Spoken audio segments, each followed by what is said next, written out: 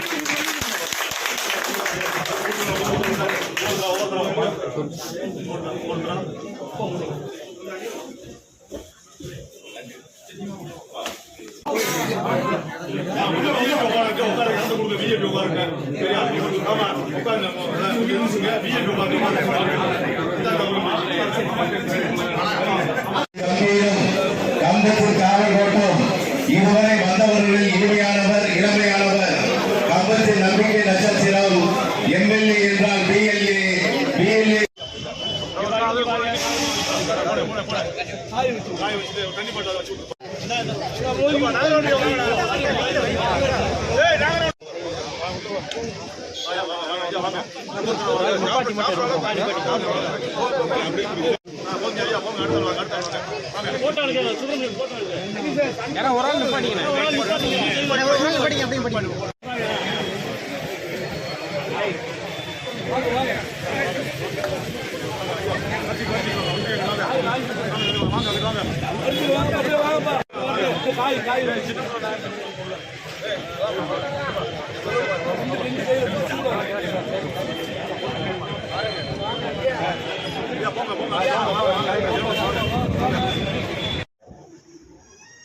கம்பம் சட்டமன்ற தொகுதிக்கு உட்பட்ட பல்வேறு சமூகத்தை சார்ந்த மதத்தை சார்ந்த பல்வேறு அமைப்புகளை சார்ந்த விவசாய அமைப்பு நம்முடைய டிஎன்டி அமைப்பு பல்வேறு அமைப்புகளை சார்ந்தவர்கள் முன்னிலையிலே இன்றைய தினம் கம்பம் சட்டமன்ற தொகுதி உறுப்பினருடைய அலுவலகம் திறக்கப்பட்டிருக்கிறது.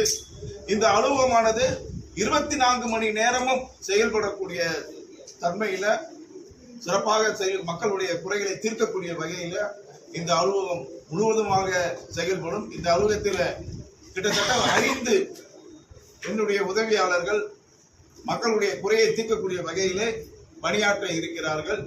மக்களுடைய குறை தீர்க்கக்கூடிய மையமாக கம்பம் சட்டமன்ற உறுப்பினருடைய அலுவலகம் செயல்படும். அதே போன்று ஒரு இ சேவை மையத்தையும் இங்கே நாங்கள் திறக்க இருக்கிறோம் என்பதை கூறிக்கொண்டு இன்றைய தினம் 28ஆம் தேதி உலக பட்டினி தினம். அருமை நம்மளுடைய முதல்வர் தளபதி அவர்கள் ஆலோசனைப்படி இன்றைய தினம் தமிழகம் முழுவதும் மக்களுக்கு அன்னதானத்தை வழங்கி வருகின்றோம். அந்த வகையிலே இன்றைய கம்பம் சட்டமன்ற தொகுதிக்கு உட்பட்டு சுமார் 10,000 பேர்களுக்கு பல்வேறு பகுதிகளில் அன்னதானத்தை வழங்கி வருகின்றோம். இன்றைய நாள் என்னுடைய தலைமையில கம்பம் சட்டமன்ற உறுப்பினர் அலுவலகத்தில் அந்த அன்னதானத்தை தொடங்கி வைத்திருக்கின்றோம். எண்ணற்ற சிறப்பான சேவைகள் அடிப்படையில் 50 ஆண்டு காலம் கழித்து லஞ்சம் லாவண்யம் இல்லாத ஒரு தமிழகத்தை நம்முடைய தளபதி மக்களுக்கு கிடைத்த மக்கள் முதல்வர் அருமையா கொண்டு வந்து கொண்டிருக்கிறார். அந்த லஞ்ச லாவணிய அற்ற தமிழகத்தை உருவாக்குவதில் கம்பம் சட்டமன்ற தொகுதி முன்னிலையாக இருக்கும். எந்த ஒரு அரசு அதிகாரியும் லஞ்சம் கேட்டால் வெறும் 10 ரூபா தான் லஞ்சம் கேட்டாலும் உடனடியாக நீங்கள் சட்டமன்ற உறுப்பினருக்கு நீங்கள் தகவல் தெரிவிக்கலாம். அதே போன்று லஞ்ச ஒழிப்பு அதிகாரிகளிடமும் நீங்கள் தகவல் தெரிவிக்கலாம். எங்கேயும் நம்முடைய தளபதி ஆட்சியில எங்கேயும் லஞ்சம் லாவணியம் ₹1 கூட எங்கேயுமே இருக்காது. எந்த துறையிலும் லஞ்சம் கொடுக்க வேண்டிய அவசியம் இல்லை. அதே போன்று சில அரசியல் கட்சிகள், திராவிட முன்னேற்ற கழகம், அனைத்து இந்திய அண்ணா திராவிட முன்னேற்ற கழகம், அதை தவிர்த்து சில அரசியல் கட்சிகள் இன்னும் தங்களுடைய அதிகார போக்கிலே உள்ளாட்சி அமைப்புகளிலே அமர்ந்து கொண்டு அதிகார போக்கிலே இருக்கிறார்கள். அடாவடித்தனம் செய்து கொண்டு இருக்கிறார். ஒரு சிலர் அரசு துறை அதிகாரிகளை மிரட்டி இதுக்கு லஞ்சம் வாங்க, அதுக்கு லஞ்சம் வாங்க, இதுக்கு லஞ்சம் வாங்க அப்படின்ற சொல் வருகிறது.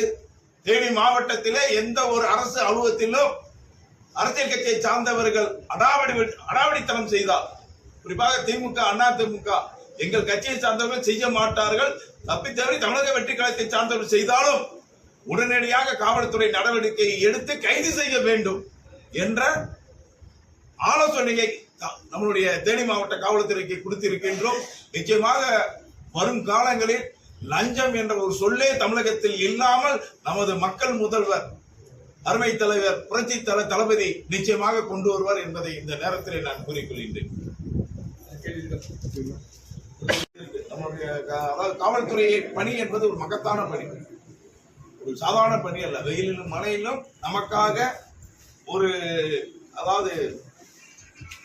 கட்டுப்பாடுடன் வைத்திருக்க வேண்டும் என்ற எண்ணத்துடன் அவங்க நேரங்காலம் பார்க்காம பணியாற்றுறாங்க. அவருடைய குறைகள் நிறைய நம்மகிட்ட வந்து சொல்லியிருக்காங்க. குறிப்பாக இந்த தொப்பி, யூனிஃபார்ம், பெல்ட் இதெல்லாம் கொஞ்சம் மாற்றம் வரணும். ஒரு ஸ்மார்ட் போலீஸா மாறணும், காவல்துறை வந்து ஒரு ஸ்மார்ட் காவல்துறையா மாறணும் அப்படிங்கறத சொல்லியிருக்காங்க. இது மாண்புமிகு நம்முடைய தமிழக முதல்வர் அவர்கள் வரை எடுத்து செல்லணும். அவங்களுடைய யூனிஃபார்ம்ல சில கொஞ்சம் மாற்றங்கள் வரணும். பெண்கள் காவல்துறையில பணியாற்றக்கூடிய பெண் அதிகாரிகள், பெண் காவலர்கள், அவர்கள் அணியக்கூடிய உடையிலும் சில மாற்றங்கள் வரணும். அதுல கொஞ்சம் சிரமங்கள் இருக்கு அப்படிங்கிறத வந்து சொல்லியிருக்காங்க. அவங்க பெல்ட் வந்து வெயிட் கொஞ்சம் கூடுதலா இருக்கு, அந்த கேப்பு கொஞ்சம் வெயிட் கூடுதலா இருக்கு. காலில் அணியக்கூடிய ஷூவானது அது ரொம்ப நேரம் அவங்க போட்டிருக்க முடியாத ஷூவாக இருக்கிறது. இதெல்லாம் கொஞ்சம் மாற்றங்கள் எங்களுக்கு செய்து கொடுத்தால் சிறப்பாக இருக்கும் என்று கூறினார்கள். நானும் அவர்களிடம் கூறினேன்.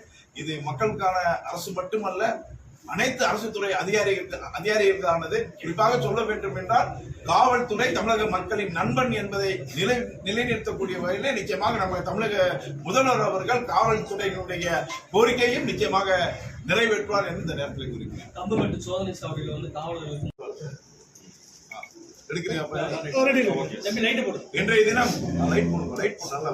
இன்றைய தினம் பக்கிரீத் விழாவை கொண்டாடக்கூடிய நம்முடைய அத்தனை இஸ்லாமிய, இன்றைய தினம் பக்ரீத் திருவிழாவை கொண்டாடக்கூடிய அத்தனை பக்ரீத் இஸ்லாமிய உறவுகளுக்கு என்னுடைய நெஞ்சார்ந்த நன்றிகளையும் வாழ்த்துக்களையும் சமாதானத்தையும் இந்த நேரத்திலே நான் கூறிக்கொள்கின்றேன்.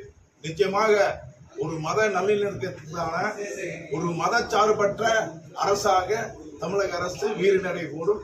தமிழகத்தில் மட்டுமல்ல, இது இந்தியா முழுவதும் இது பரவும். இந்த பக்ரீத் திருநாளிலே நீங்கள் அத்தனை செல்வங்களையும் பெற்று சிறப்பாக நல்ல ஒரு ஆரோக்கியமான வாழ்க்கையை வாழ்ந்திட அன்புடன் என்னுடைய உறவுகள், இஸ்லாமிய உறவுகளை வாழ்த்துகின்றேன். ஆய்வு செய்வோம். அது அரசு துறையில செய்து கொடுக்க காலதாமதமானால் என்னுடைய சொந்த நிதியில நான் சீக்கிரம் செஞ்சு கொடுத்துறேன்.